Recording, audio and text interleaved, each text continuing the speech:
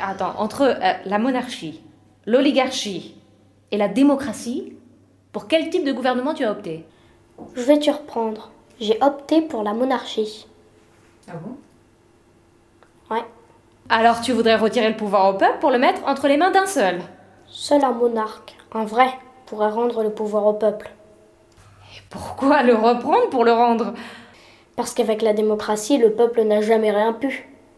Et pourtant, on dit que c'est le régime le moins pire pour gouverner la cité.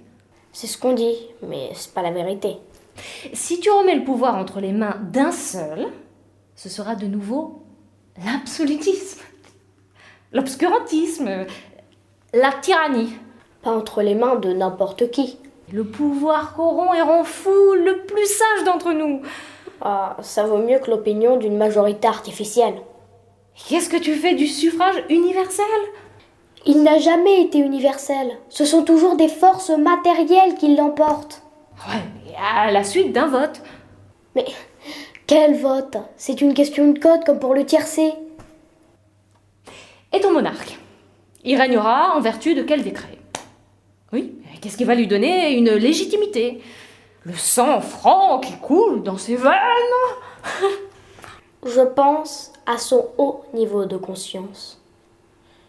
Ouh, ça y est, t'es devenu élitiste. Tu crois au mythe du plus intelligent? Pas le plus intelligent, mais le plus exigeant. Et même le plus sage n'est pas à l'abri du pire dérapage. Le philosophe roi, tu vois ce que c'est? Mais oui, c'est une légende platonicienne. Celui qui aime la sagesse n'a que faire de sa légende personnelle. Ton optimisme a été démenti par l'histoire. Mais au plus sage, on n'a jamais donné le pouvoir.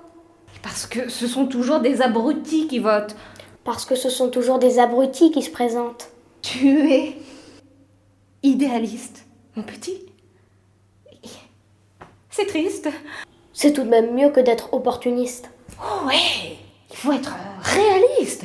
C'est ça, l'opportunisme. Oh,